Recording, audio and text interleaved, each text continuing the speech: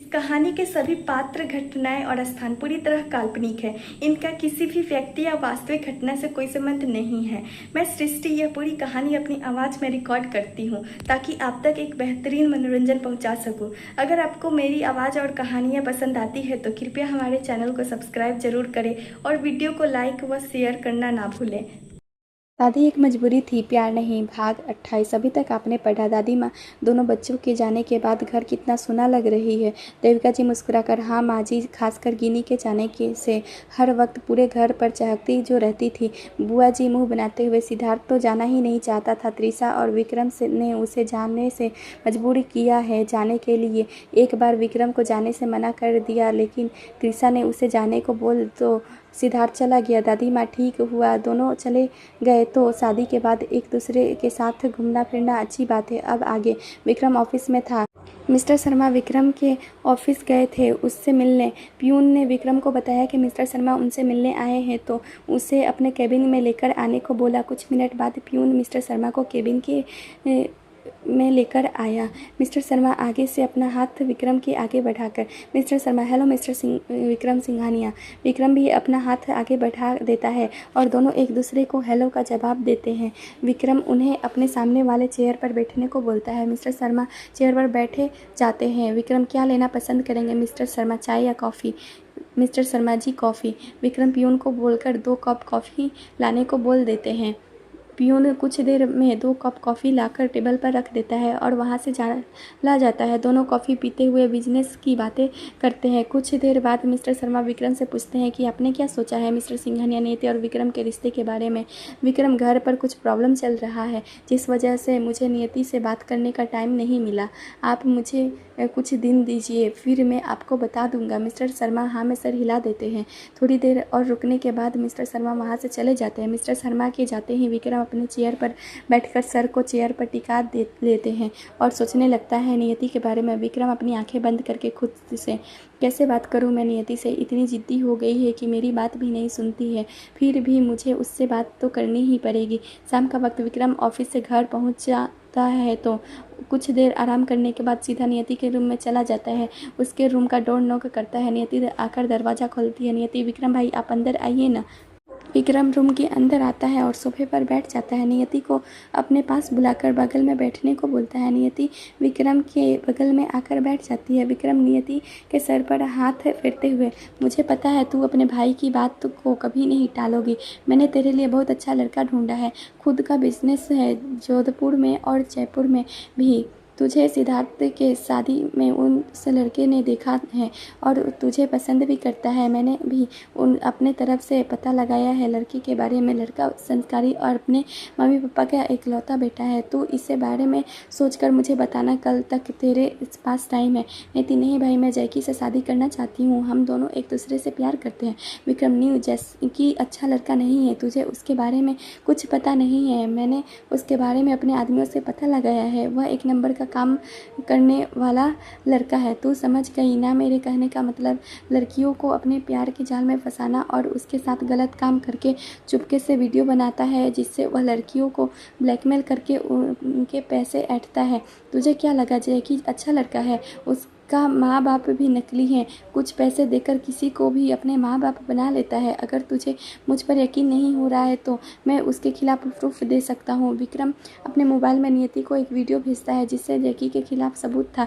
विक्रम, मैंने तुझे video send किया है, तू देख लेना और एक बार अपने भाई पर विश्वास करके देखना। न्यू, मैं तुझे दुनिया के सारी खुशियाँ देना चाहता हूँ। तेरे लिए ऐसे लड़का ढूंढना चाहता हूँ जो सिर्फ और सिर्फ तुझसे प्यार करे, तेरे सारे सपने को अपना सपना समझे कर पूरा करे, तुझे पलकों पर बिठा कर रखे। और वह लड़का विक्रांत के सिवाय कोई और लड़का हो ही नहीं सकता। विक्रांत अच्छा लड़का है, तू एक बार अब उसके बारे में सोच कर देखना। विक्रांत के जाने के बाद नियति अपने मोबाइल पर वीडियो ऑन करके देखती है जिसमें जैकी एक होटल रूम में एक लड़की के साथ जाता दिखाई दिया। दोनों एक रूम में अंदर जाते हैं। दोनों को एक साथ देखकर ऐसा लग रहा था जैसे दोनों एक दूसरे को पहले से जानते हो। करीब 2 घंटे बाद दोनों रूम से बाहर आते हैं। उन दोनों की हालत ठीक नहीं लग रही थी। नियति ने जब उस लड़की को जैकी के साथ देखी तो उस लड़की को पहचान जाती है। नियति अपनी आंखें बड़ी करके, यह तो शीतल है, लेकिन जैकी ने तो कहा था कि वह लड़की लड़की उसकी दोस्त नहीं है। उसने आगे से आकर उससे बात करने की कोशिश की थी। नियति यही सोचकर में थी कि उसके मोबाइल पर एक और वीडियो आता है जिससे विक्रांत ने भेजा था। उस वीडियो में थी जैकी दूसरी लड़की के साथ था। अब तो नियति को यकीन हो गया था कि उसका भाई विक्रम उसे सही कह रहा था। नियति को अब जैकी पर गुस्सा आ रही थी। उस गुस्से से अपनी हाथ मुट्ठी बना लेती है। नियति अपने मोबाइल को दूर फेंक देती है। नियति, जैकी, मैंने तुझ पर भरोसा किया और तुम मुझे मेरे पीठ के पीछे धोखा दे रहे थे। मैं तुझे नहीं छोड़ूंगी। दूसरी तरफ स्विट्ज़रलैंड में कई घंटे बाद सिद्धार्थ और गिनी स्विट्ज़रलैंड पहुंचते हैं। जैसे ही एयरपोर्ट से बाहर आते हैं, होटल से एक कार उन्हें पिक करने आता है। दोनों कार में बैठकर होटल के लिए निकल जाते हैं। होटल एयरपोर्ट से बहुत दूरी पर था, इसलिए गिनी को सारी गाड़ी में ही नींद आ जाती है। सिद्धार्थ के कंधे पर अपना सिर रखकर गिनी आराम से सो जाती है। सिद्धार्थ भी उसे एक हाथ से पकड़ लेता है। होटल के आगे कार रुकती है। सिद्धार्थ गिनी को जगाता आता है और दोनों कार से बाहर आ जाते हैं। रिसेप्शन से रूम का चाबी लेकर अपने रूम की ओर चल देते हैं। ड्राइवर उनका सामान उनके पीछे पीछे लेकर आता है। रूम के पास पहुँचे सिद्धार्थ चाबी से दरवाज़ा खोलता है। रूम के अंदर आते हैं तो रूम काफ़ी बड़ा था और अच्छे से डेकोरेट था, जैसे शादी के बाद दूल्हा दुल्हन का रूम डेकोरेट रहता है। ड्राइवर सामान को रूम में छोड़कर चला जाता है। स्विट्ज़रलैंड में वैसे तो बहुत ठंड होती है और इस बार बर्फ़बारी हो रही थी, जिस वजह से बहुत ज़्यादा ठंड थी। रूम में हीटर थी, इसलिए रूम में ज़्यादा ठंड नहीं थी। सिद्धार्थ पलटकर गिनी को देखता है जो अपने मुंह खोले पूरे रूम को देख रही थी। सिद्धार्थ, पसंद आया रूम? गिनी, बहुत खूबसूरत है। और ये डेकोरेट आपने करवाया है? सिद्धार्थ जी, सिद्धार्थ, नहीं, विक्रम भाई ने करवाया होगा, वही सारे अरेंजमेंट करवाए हैं। होटल भी उन्हीं का पसंद का है। भाई 2 बार यहाँ आ गए हैं, इसलिए उन्हें यहाँ का सब पता है। तुम जाकर फ्रेश हो जाओ, मैं कॉल करके खाना ऑर्डर कर देता हूँ। गिनी, ओके, फिर आप भी फ्रेश हो जाइएगा। गिनी अपने बैग खोलती है कपड़े लेने के लिए, तो उसके बैग में उसका कपड़ा था ही नहीं। गिनी बैग को उलट पुलट कर देखती है। गिनी हैरानी से, सिद्धार्थ जी, लगता है मेरा बैग एयरपोर्ट में एक्सचेंज हो गया है। ये सारे कपड़े मेरे नहीं है। सिद्धार्थ, तुम ये क्या बोल रही हो? यही तुम्हारा बैग है। गिनी रुआसा होकर, आप इतना यकीन के साथ कैसे बोल सकते हैं कि ये मेरा बैग है? देखिए, इसमें पता नहीं कैसे कैसे कपड़े हैं। मेरे ऐसे छोटे कपड़े नहीं हैं। मैंने कुछ साड़ी और कुछ सूट और जीन्स को बैग में पैकिंग किया था। सिद्धार्थ गिनी से नज़रें चुराते हुए, त्रिशा भाभी ने तुम्हारे कपड़े को एक्सचेंज कर दिया था। ये सारे कपड़े मैंने ही तुम्हारे लिए लेकर आए थे, भाभी के कहने पर। ये सुनकर गिनी अपना नाक फुलाते हुए सिद्धार्थ की तरफ बढ़ती है उसे पकड़ने के लिए। सिद्धार्थ भी रूम में इधर उधर भाग रहा था। गिनी, अभी बताती हूँ भाभी के देवर को आपकी हिम्मत कैसे हुई मेरे कपड़े एक्सचेंज करने की। आप दोनों को पता है कि मुझे ऐसे छोटे कपड़े पहनना पसंद नहीं है। सिद्धार्थ पूरे रूम में भागते हुए, तो क्या हुआ, यहाँ पहन लेना, हम दोनों के सिवाय यहाँ और कोई नहीं है। पहले तुम जयपुर जाने पर ये सारे कपड़े कवर्ड में डाल देना, लेकिन तुम यहाँ यही कपड़े पहनना होगा। गिनी सिद्धार्थ को लपक कर पकड़ने वाली होती है कि उसका पैर कालीन में फंस जाती है। गिरने वाली होती है कि सिद्धार्थ उसे पकड़कर गिरने से बचा लेता है। इसी चक्कर में सिद्धार्थ का भी बैलेंस बिगड़ जाता है और गिनी को लेकर बेड पर गिर जाता है। सिद्धार्थ नीचे, गिनी उसके ऊपर थी। कुछ पल के लिए दोनों एक दूसरे में खो जाते हैं। दोनों की गर्म सांसें एक दूसरे के चेहरे पर पड़ रही थी। सिद्धार्थ अपने सेडेक्टिव आवाज़ में, सिद्धार्थ, क्या तुम मेरे लिए भी ऐसे ड्रेस नहीं पहनोगी? हम दोनों के सिवाय यहाँ और कोई भी नहीं है। गिनी सिद्धार्थ की आंखों में देखती है। ठीक है, सिर्फ आपके लिए ही पहनूंगी। सिद्धार्थ, अभी पहन कर आओ, मैं इंतज़ार कर रहा हूँ। गिनी उठकर वॉशरूम में चली जाती है। करीब 20 मिनट बाद बाहर आती है। सिद्धार्थ रूम को इतने कम समय में कैंडल से सजा दिया था। खाने की टेबल पर भी कैंडल जल रहे थे। देखने पर ऐसा लग रहा था जैसे यह कोई रोमांटिक डिनर डेट है। वॉशरूम का दरवाज़ा खुलने की आवाज़ सुनकर सिद्धार्थ उस ओर देखता है। उसकी आंखें खुरनी से हट नहीं रही थी। गिनी इस वक्त सिल्क शॉर्ट नाइटी पहनी हुई थी। उसके घुटने साफ नज़र आ रहे थे। सिद्धार्थ ने जब देखा तो उसका गला सूखता हुआ महसूस हुआ। वहीं गिनी शर्म से वहीं पर खड़ी हुई थी। सिद्धार्थ उसके तरफ बढ़ गया। उसके पास पहुंचकर उसका हाथ पकड़ कर टेबल पर लेकर आ गया। बड़े ही अदब से गिनी को टेबल पर बैठाया और प्लेट में खाना सर्व करने लगा। गिनी इशारे से सिद्धार्थ को भी टेबल पर बैठने को बोलती है। सिद्धार्थ टेबल को खिसकाकर गिनी के बगल में बैठ जाता है। सिद्धार्थ अपने प्लेट में खाने डालने लगा तो गिनी उसे रोक देती है और अपना प्लेट दोनों के बीच में रख देती है। गिनी, आज हम दोनों एक दूसरे के साथ एक ही प्लेट में खाना खाएंगे। सिद्धार्थ के चेहरे पर एक मीठी सी मुस्कान आ जाती है। दोनों एक दूसरे को खाना खिलाते हैं। कुछ देर बाद उनका डिनर खत्म होता है। सिद्धार्थ गिनी को अपने बाहों में उठाकर बेड पर ले आता है। अपने मोबाइल पर एक रोमांटिक सॉन्ग लगा देता है। उसके ऊपर आकर उसकी आंखों में देखते हुए प्यार से, सिद्धार्थ तुम्हें अब काफ़ी इंतज़ार करवाए हैं मुझे जान, अब सजा भुगतने के लिए तैयार हो जाओ। आज मैं बिल्कुल भी छोड़ने वाला नहीं हूँ। इतना बोलकर उसके होठों को अपने अंगूठे से चलाने लगा। यह सुनकर गिनी की धड़कन 100 की स्पीड में धड़कने लगी। उसकी सांसें भी तेज चलने लगी। सिद्धार्थ गिनी को आज पूरी तरह से अपने बना लिया था। गिनी भी सिद्धार्थ को अपना सब कुछ सौंप दिया था। दोनों एक दूसरे के प्यार में खो गए थे। जैसे जैसे गाने की बोल उसके कानों में पड़ती है, दोनों एक दूसरे के प्यार को खूब एंजॉय करते हैं। जयपुर नियति ने जब से रॉकी के खिलाफ सबूत अपनी आंखों से दिखा थी, उसके लिए उसका गुस्सा बहुत तेज बढ़ गया था। नियति ने जब जैकी के पास कॉल करके पूछा कि तुम इस वक्त कहाँ हो जैकी उसे वहाँ का एड्रेस बताता है। नियति जैकी से मिलने चली जाती है। इधर विधि वरुण को अमेरिका ले जाने की पूरी तैयारी कर चुकी थी। दोपहर 1 बजे उन्हें निकलना था। विक्रम उन दोनों को एयरपोर्ट छोड़ने गया हुआ था। उनके साथ डॉक्टर और कुछ वार्ड बॉय भी थे। करीबन 3 बजे देविका जी के पास पूरब का कॉल आता है। पूरब बताता है कि सिद्धि को लेबर पेन शुरू हो गया है, इसलिए उसे लेबर हॉस्पिटल जा रहा हूँ, आप लोग भी वहाँ पहुँच जाइए। देविका जी दादी माँ को बताती है। दोनों हॉस्पिटल जाने के लिए रेडी हो जाते हैं। बुआ जी भी उनके साथ जा रही थी। दादी माँ, देविका, हम त्रिशा को अकेले छोड़कर नहीं जा सकते हैं। विक्रम भी इस वक्त घर पर नहीं, एयरपोर्ट गया है और गुलाबो भी कुछ दिनों की छुट्टी में है। घर के सारे सर्वेंट बाजार गए हैं। ऐसे में हम कैसे अकेले छोड़ दे सकते हैं त्रिशा को भी पता चल चुकी थी सिद्धि के डिलीवरी का। त्रिशा भी रूम से बाहर आती है और दादी माँ की बात सुनकर वहीं रुक जाती है। त्रिशा, दादी माँ आप लोग जाइए, विक्रम जब घर आएंगे तो मैं उन्हें इन्फॉर्म कर दूँ। उनका कॉल नहीं लग रही है, वरना मैं उन्हें सिद्धि के बारे में ज़रूर बताती। मेरी फिक्र मत कीजिए, सर्वेंट बाजार गए हैं तो थोड़ी देर में वापस आ जाएंगे। और नियति दी भी बहुत देर से बाहर गई हैं, आती ही होगी। क्रिस विधि के जाने के बाद थोड़ा उदास हो गया है और सो रहा है। मैं तब तक उसके ही रूम में ही रहूँगी। आप लोग जल्दी जाइए, पूरब जी अकेले सब कुछ मैनेज नहीं कर पा रहे होंगे। दादी माँ को भी त्रिशा की बात सही लगी और तीनों हॉस्पिटल के लिए निकल गए। घर पर त्रिशा और क्रिस ही थे और बाकी कोई नहीं था। त्रिशा धीरे धीरे सीढ़ियाँ चढ़कर ऊपर क्रिस के रूम में चली गई। रूम में पहुँचकर त्रिशा सो रहे थे। क्रिस के बाल को सहलाने लगी। क्रिस अपने आंखें खोलकर त्रिशा को देखता है।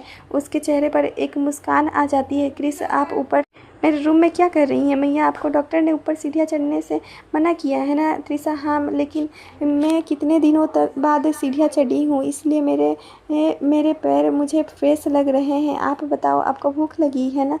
क्रिस अपने पेट पर हाथ फेरते हुए, हाँ, बहुत जोरों से। त्रिशा, मेरे क्रिस क्या खाना पसंद करेगा? Chris, chocolate milkshake. Trisha, तो फिर हम नीचे जाएंगे, किचन में अभी घर पर कोई भी नहीं है। दादी माँ, मम्मी जी, बुआ जी सब हॉस्पिटल गए हैं और सारे सर्वेंट मार्केट गए हैं।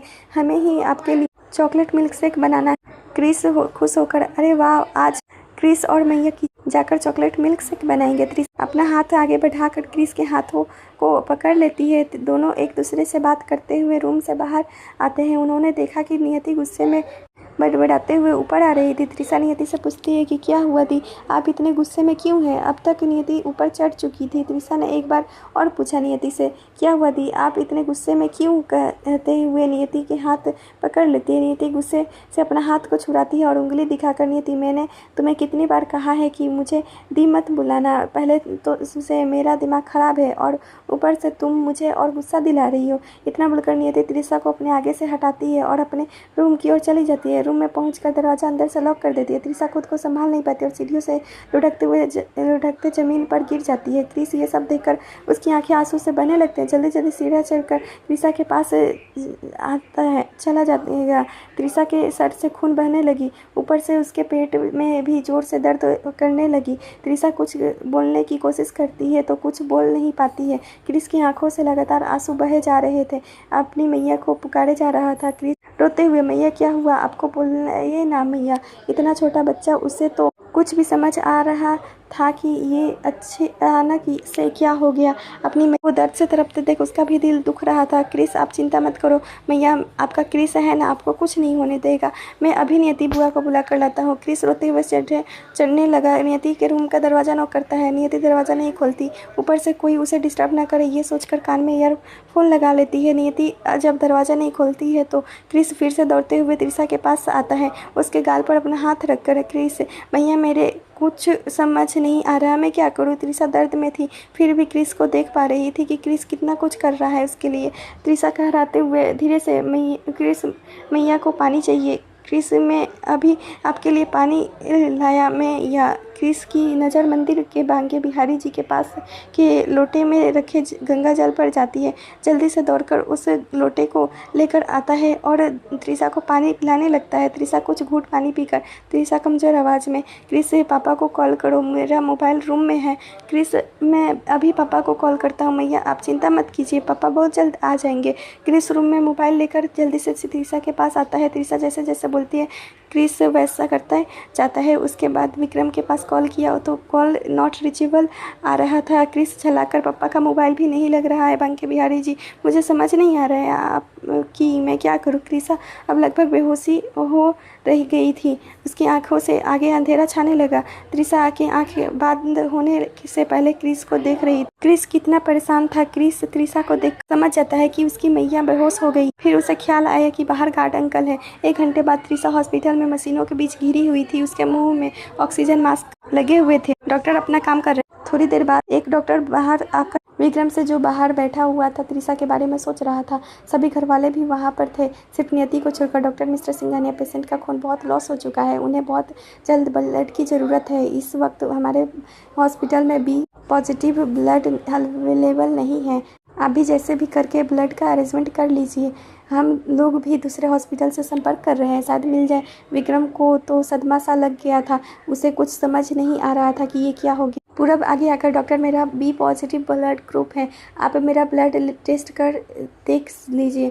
डॉक्टर ठीक है, आप चलिए हमारे साथ। कुछ देर बाद ब्लड मैच होने की खबर आती है। पूरब डॉक्टर के पास जाकर त्रिशा को अपना ब्लड देता है। घर के सभी लोग बहुत परेशान थे त्रिशा के लिए। वैसे सिद्धि की डिलीवरी नॉर्मल हो गई थी, सिद्धि को प्यारी सी बेबी गर्ल हुई थी। करीब आधे घंटे बाद फिर एक बार डॉक्टर आता है, एक फॉर्म को विक्रम को देते हुए। डॉक्टर मिस्टर सिंघानिया, इस फॉर्म से में साइन कर दीजिए। विक्रम बड़ी मुश्किल से कुछ बोल पाता है, क्या लिखा है इस फॉर्म में डॉक्टर? डॉक्टर, हमें मिसेस सिंघानिया का सर्जन से ऑपरेशन करके डिलीवरी कराना है।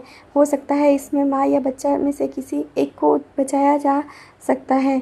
डॉक्टर की बात सुनकर विक्रम को एक झटका सा लगता है। अपनी जगह से खड़ा होकर अंदर ओटी में देखता है। एक छोटी सी कांच के विंडो से त्रिशा दिखाई दे रही थी, जो बेहोशी की हालत में बेड पर मशीनों के बीच लेटी हुई थी। विक्रम आंखों से आंसू साफ करके, मेरी त्रिशा को कुछ नहीं होना चाहिए, अगर ऐसा नौबत आया है तो आप माँ को बचाइएगा। डॉक्टर विक्रम के कंधे पर हाथ रखकर, आप बस भगवान से प्रे कीजिए, हम माँ बच्चे दोनों को बचाने की कोशिश करेंगे। विक्रम हाँ में सिर हिला देता है।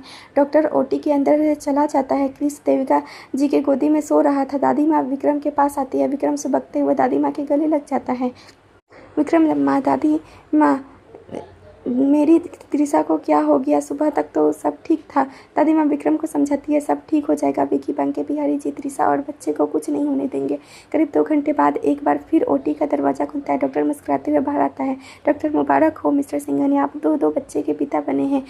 माँ और दोनों बच्चे बिल्कुल ठीक हैं। हाँ, एक बच्चा थोड़ा कमज़ोर है। विक्रम हैरानी से खुश होकर, आप क्या बोल रहे हैं? डॉक्टर, मेरा 2 बच्चे हैं। डॉक्टर, हाँ, प्रियो मेच्योर बेबी बॉय हुआ है, वर्ड वो भी जुड़वा। विक्रम खुश होकर, और मेरी त्रिशा कैसी है? डॉक्टर, वह भी ठीक तो है ना? डॉक्टर चिंता करते हुए, वैसे घबराने की वाली तो बात नहीं है, मिसेस सिंघानिया को अभी होश नहीं आया है, उन्हें होश आने में थोड़ा देर लगेगी। दादी माँ आगे आकर, विकी के कहने का मतलब क्या है? त्रिशा खतरे से बाहर है तो है ना? डॉक्टर, हाँ, खतरे से बाहर है। विक्रम, क्या हम लोग बच्चे और त्रिशा से मिल सकते हैं? डॉक्टर जी, लेकिन उसके पास नहीं जा सकते हैं, बच्चे अभी ठीक से रिकवर नहीं हुए थे। है, जिस वजह से उन्हें जल्दी इन्फेक्शन हो सकता है। कुछ दिन हमें उन्हें अपने अंदर रखना होगा। आप लोग दूर से ही उन्हें देख सकते हैं। हम इस सिंघानिया से मिल सकते हैं उनका होश आने पर। इतना बोलकर डॉक्टर वहाँ से चला जाता है। सभी बहुत खुश थे यह जानकर कि बच्चे और त्रिशा ठीक है। दादी माँ मन ही मन मांगे बिहारी जी को शुक्रिया अदा कर रही थी। बुआ जी आज भी पीछे नहीं थी। बुआ जी मुंह बनाते हुए, नियति सच में कितना बड़ी गड़ गई है। उसके सामने बेचारी त्रिशा दर्द से कराई रही थी, लेकिन उसने दरवाज़ा खोलने जरूरत भी नहीं समझा। अगर गार्ड ने टाइम पर एम्बुलेंस को नहीं बुलाया होता तो आज कुछ भी हो सकता था।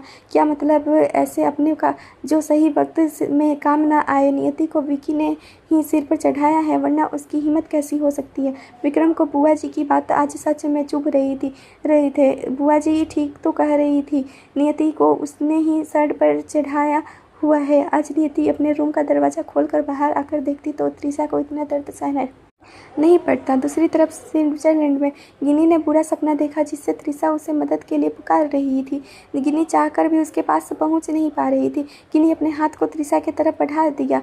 दोनों एक दूसरे के हाथ को पकड़ने वाले थे कि गिनी चिल्लाते हुए उठकर बैठ गई। लंबी सांसें लेने लगी। सिद्धार्थ गिनी के चिल्लाने की आवाज़ सुनकर वह भी उठकर बैठ जाता है। सिद्धार्थ अपनी आंखें मसलते हुए अलसाई आवाज़ में, सिद्धार्थ क्या हुआ गिनी, तुम जोर से चिल्लाई क्यों। गिनी रोते हुए सिद्धार्थ के गले लग जाती है। सिद्धार्थ उसके पीठ को सहलाता है।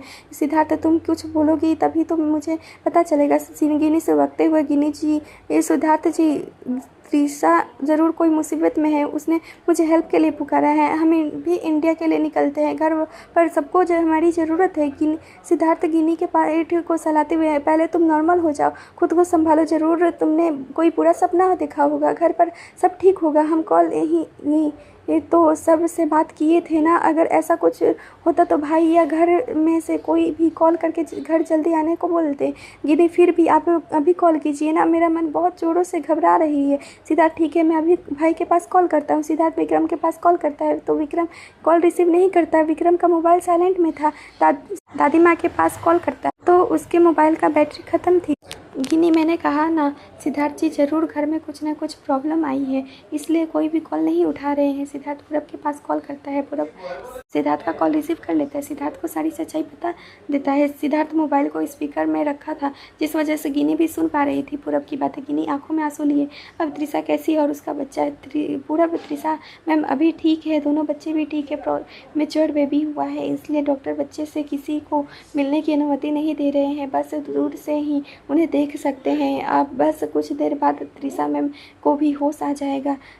सिद्धार्थ, हम यहाँ से आज ही निकल रहे हैं इंडिया के लिए। तुम भाई या किसी से इस बारे में बात मत बताना। उन्हें पता चलेगा कि हम वापस आ रहे हैं तो वो लोग हमें आने नहीं देंगे। पूरब हाँ में सिर हिला देता है। सिद्धार्थ, पूरब कंग्रेचुलेसन बेटी होने की खुशी में। थैंक यू पूरब, थैंक यू सर। सिद्धार्थ, अभी हम ऑफिस में नहीं हैं इसलिए सर नहीं। पूरब मुस्कुरा कर, थैंक यू सिद्धार्थ भाई। गिनी भी झिझकते हुए पूरब को कंग्रेचुलेशन बोलती है। पूरब, थैंक यू गिनी। फिर कॉल कट हो जाती है। गिनी, क्रिस सच में त्रिशा के लिए लकी है ना। सिद्धार्थ जी, क्रिस की ही वजह से आज त्रिशा और उसके बच्चे ठीक हैं। सिद्धार्थ मुस्कुराकर गिनी के गाल पर किस करके, सिद्धार्थ तुमने नोटिस किया है तुम अब चाची बन गई हो, और मैं चाचू, और तुम मासी, और मैं मम्मा। तीन बच्चे हुए हैं हमारे घर, वह भी एक साथ। गिनी अपने आंखें छोटी करके मुंह बनाकर, नहीं मैं मासी और मम्मी बनी हूँ और आप चाचू और मम्मा। सिद्धार्थ सोचते हुए, तुम ना गिनी रिश्ते जोड़ना भूल गई हो, तुम चाची बन गई हो, पागल ना कि मासी बनी हो। गिनी, मुझे अच्छी तरह से रिश्ते जोड़ना आता ही है, मैं मासी बनी हूँ ना कि चाची। सिद्धार्थ, ठीक है, इस बात का फैसला हम दोनों बच्चे पर छोड़ते हैं। अब हम दोनों इस बारे में कोई बहस नहीं करेंगे। हम दोनों सिर्फ प्यार करेंगे ताकि चारों बच्चों के पास उनकी छोटी सी प्यारी सी बहन हो। सिद्धार्थ अब गिनी को बेड पर लिटा देता है और उसके ऊपर आ जाता है। गिनी सोचती रह जाती है सिद्धार्थ की बातों का मतलब समझने में। फिर जैसे ही उससे समझ आती है, सिद्धार्थ को अपने ऊपर से धकेल देती है। सिद्धार्थ बगल में गिर जाता है। बेचारा सा शक्ल बनाकर गिनी को देखता है। सिद्धार्थ, क्या हुआ? रात में तो तुम मुझे पास आने दे रही थी, फिर आधी रात को क्या हो गया जो मुझे धक्का देकर अपने ऊपर से गिरा दिया? गिनी, आपने क्या कहा अभी? सिद्धार्थ जी। सिद्धार्थ बेचारा सा शक्ल बना कर याद करने का नाटक करता है। सिद्धार्थ, मैंने क्या कहा? बस इतना कि चारों बच्चों को को एक छोटी सी प्यारी सी बहन आएगी, लेकिन तुम तो बुरा मान गई जान। अभी नहीं तो किसी दिन आएगी ना, हम अभी से कोशिश करेंगे तो आगे चल कर ज़्यादा कोशिश नहीं करनी पड़ेगी। गिनी मुस्कुरा, बिल्कुल नहीं, मैं अभी रेडी नहीं हूँ छोटे बच्चे संभालने के लिए, और वैसे भी हमारे घर 4 बच्चे हैं, इसलिए आप इस बारे में सोचना बंद कीजिए। सिद्धार्थ शरारत से एक बार फिर गिन्नी के ऊपर आ जाता है। मैं नहीं सोचूंगा। फिर भी बंके बिहारी जी ने बिल्कुल तुम्हारी तरह छोटी सी गिन्नी दे दिया तो तुम मना नहीं कर पाओगी। गिन्नी मुस्कुराकर, ये नामुमकिन है डियर पतिदेव, इसका इंतजाम मैंने पहले से ही कर लिया है। इस तरह बोलकर नाइट स्टैंड के ड्रॉर से एक प्रोटेक्शन निकाल कर सिद्धार्थ को पहना करा देती है और उसे वॉशरूम में जाने का इशारा करती है। सिद्धार्थ अपने बीवी की होशियारी को देखकर काफ़ी प्रभावित था। उसे छेड़ने के लिए बोलता है, सिद्धार्थ तुम्हें तो पहले से पता था, इसलिए तुम लेकर भी आई थी। गिनी शर्माते हुए, मुझे त्रिशा ने पहले से बता दिया था कि वो होटल वाले पहले से रूम में इन सब का व्यवस्था दिए रहते हैं। सब मैंने ड्रॉर खोला तो मैंने देख लिया था प्रोडक्शन को। सिद्धार्थ गिनी के माथे पर किस करके वॉशरूम में चला जाता है। कुछ देर बाद वापस आता है और दोनों एक बार फिर अपने प्यार की दुनिया में खो जाते हैं। जयपुर कई घंटे बाद त्रिशा को होश आती है। विक्रम को पता चलता है कि त्रिशा को होश आ गया है तो उसे मिलने के लिए व्याकुल हो जाता है। अब तक त्रिशा के बाबा भी हॉस्पिटल पहुंच गए थे। नर्स विक्रम से, हम लोग पेशेंट को दूसरी वार्ड में शिफ्ट कर रहे हैं, उसके बाद आप सब उनसे मिल सकते हैं। कुछ देर बाद त्रिशा को स्पेशल वार्ड में शिफ्ट करके ते हैं। सब एक साथ त्रिशा से मिलने जाते। त्रिशा भी आंखें बंद कर सो रही थी।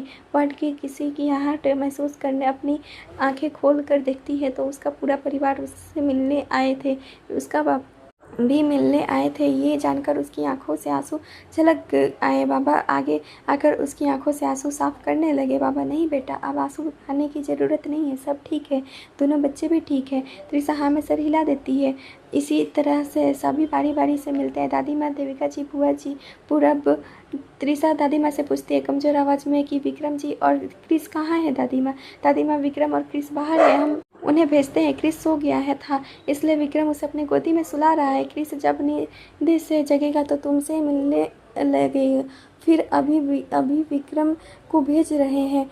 अब सभी वार्ड से बाहर आते हैं। दादी माँ विक्रम को त्रिशा से मिलने के लिए भेजते हैं। विक्रम आगे ने धड़कते दिल के साथ वार्ड में चला जाता है। त्रिशा विक्रम की ही आने का इंतजार कर रही थी। विक्रम को एक झलक देखते ही उसके चेहरे पर मुस्कान आ जाती है। वहीं विक्रम त्रिशा से अपनी नज़रें नहीं मिला पा रहा था। उसे गिल्ट महसूस हो रही थी। उसकी वजह से त्रिशा ने कितना दर्द सहा। अगर समय पर वह घर पर पहुंच जाता तो त्रिशा को इतना दर्द सहन नहीं पड़ता। त्रिशा कमज़ोर आवाज़ में, विक्रम जी मेरे पास आइए ना, मुझे आपको छूना है। विक्रम आंखों में आंसू लिए नाम में सिर हिला देता है। त्रिशा की ज़िंदगी अपने पति से शुरू होती है और उसी पर ख़त्म होती है। ऐसे में आप मेरे पास नहीं आएंगे तो मैं भी पूरी तरह से टूट जाऊंगी। विक्रम धीरे कदमों से त्रिशा के पास पहुंच जाता है। वहीं रखे टेबल पर बैठकर त्रिशा के दोनों हाथ को पकड़ लेता है। विक्रम, मेरी वजह से तुमने कितना दर्द सहा जान, मैं खुद को कभी माफ़ नहीं कर पाऊंगा। सही समय पर घर पहुंच जाता तो तुम इतना सब कुछ नहीं सहती। त्रिशा, आप गलत बोल रहे हैं विक्रम जी, यह तो नियति का खेल था। नियति में पहले से लिखा होता है कि कब क्या और कैसे होगा। फिर मुस्कुराकर, मैं नियति दी के बारे में नहीं बोल रही हूँ, मैं तो भगवान के लिखे नियति के बारे में बोल रही हूँ। विक्रम को त्रिशा तभी गुस्सा आ जाती है नियति के बारे में सुनकर। विक्रम, तुम नियति के बारे में बात मत करो तो बेहतर है, मुझे सब पता है। क्रिस ने मुझे सब कुछ बता दिया है। तुम्हें नियति ने ही धक्का दिया था सीढ़ियों से। ऊपर से उसने अपने रूम में जाकर अंदर से दरवाज़ा भी लॉक कर लिया। यह भी नहीं सोचा कि तुम सीढ़ियों से गिरी हो, तुम्हारे पेट में बच्चा है, कुछ भी हो सकता था। तुम बेहोश हो गई थी तो क्रिस ने ही गार्ड को बुलाया और उसी गार्ड ने एम्बुलेंस को इन्फॉर्म किया। कुछ देर बाद तुम हॉस्पिटल में। नियति मेरी सगी बहन होकर भी अपनी हम्पी के साथ ऐसा किया, इससे अच्छा तो वह गार्ड है। अपनी मालकिन का नमक का हक अदा किया। गार्ड की वजह से तुम आज सही सलामत हो और हमारे दोनों बच्चे भी। त्रिशा, विक्रम जी, इसमें नियति दी का कोई गलती नहीं है, उन्होंने जानबूझकर ऐसा कुछ नहीं किया जिससे मुझे चोट लगी थी। मुझे अपने रास्ते से हटाया था, मैं ही संभल नहीं पाई और सीढ़ियों से गिर गई। हाँ, इन सब में क्रिस ने बहुत कुछ किया मेरे लिए। इतना छोटा सा बच्चा उस समय बहुत समझदार बन गया था, मुझे समझा रहा था कि वो मुझे कुछ नहीं होने देगा। विक्रम, हाँ त्रिशा, क्रिस की ही वजह से तुम और हमारे बच्चे आज ठीक हो। क्रिस ने एक बड़ा भाई होने का फ़र्ज़ पूरा किया है। उस दिन पंडित जी सही बोल रहे थे कि क्रिस के बारे में। त्रिशा मुस्कुराकर हाँ, और आगे भी इसी तरह से अपना भाई बड़ा होने का फ़र्ज़ पूरा करेगा। ये आपके परवरिश का नतीजा है मिस्टर सिंघा ने विक्रम त्रिशा के माथे पर किस करके। हम दोनों का परवरिश का नतीजा है। त्रिश खुशी होकर अच्छा आप ये बताइए कि क्या आप मिले हैं हमारे बच्चों से। विक्रम नहीं, हम दोनों साथ में दोनों को देखेंगे। डॉक्टर दोनों को अपने अंदर ऑब्जर्वेशन में रखे हैं। उसके बाद किसी को जाना अलाउड नहीं है और छोटा बेबी बहुत कमज़ोर है। हमें हमेशा उसका अच्छे से ध्यान रखना होगा। मैच्योर हुआ है ना, इसी वजह से। त्रिशा अपनी पलकें झपकाते हाँ बोलती है। विक्रम कुछ देर और त्रिशा से बात करता है, फिर उसे आराम करने को बोलकर सुला देता है। त्रिशा भी दवाइयों के असर से गहरी नींद में सो जाती है। 4 घंटे बाद जब त्रिशा अपनी आंखें खोलती है तो सामने क्रिस को बैठा देखकर मुस्कुरा देती है। क्रिस मुस्कुराकर मैया आप कैसी हो, आपको पता है। आपके टमी से हाथ का इशारा करते बताता है 2 छोटे छोटे भाई बाहर आए हैं, बहुत क्यूट है मेरी तरह। त्रिशा आप उनसे मिल चुके हैं। क्रिस मुँह बनाते हुए नहीं मैया, डॉक्टर अंकल ने मेरे दोनों भाइयों से मुझे मिलने ही नहीं दे रहे हैं। मैंने पूरब अंकल के साथ दोनों को दूर से देखा है और सीधी बुआ के टमी से भी एक लड़की छोटी सी प्रिंसेस बाहर आई है। उसने मेरा हाथ पकड़ लिया और मुस्कुरा रही थी। त्रिशा क्रिस की प्यारी बातें सुनकर बहुत खुश थी। उसे क्रिस पर अभी बहुत सारा प्यार आ रहा था। उसने उसे अपने पास बुलाकर बाहों में भर लिया। विक्रम भी उनके पास था, दोनों को देखकर मुस्कुरा रहा था। कुछ देर बाद क्रिस त्रिशा से दूर होकर क्रिस नियति बुआ आपसे मिलने आई थी, पापा ने उन्हें आपसे मिलने नहीं दिया। त्रिशा विक्रम को देखती है तो विक्रम इधर उधर देखने लगा। त्रिशा विक्रम जी। विक्रम नहीं त्रिशा, नियति तुमसे नहीं मिल सकती है, ये मेरा लास्ट डिसीजन है। जब तक उसे सबक नहीं मिलती वह दूसरों के दुख तकलीफ को समझ नहीं सकती है। त्रिशा कुछ कहना चाहा तो विक्रम उसे हाथ दिखाकर रोक दिया। त्रिशा भी चुप हो गई थी। आगे की कहानी अगले भाग में पढ़िए। तब तक के लिए धन्यवाद। मेरे साथ एक कहानी सुनिए दोपहर 12:30 बजे और दोपहर 3 बजे, और अपनी समीक्षा देना ना भूलें। चैनल पर नए तो चैनल को सब्सक्राइब करें और सुनिए रोज़ एक नई कहानी। तब तक के लिए आप हमारी पुरानी कहानी को भी सुन सकते हैं। धन्यवाद।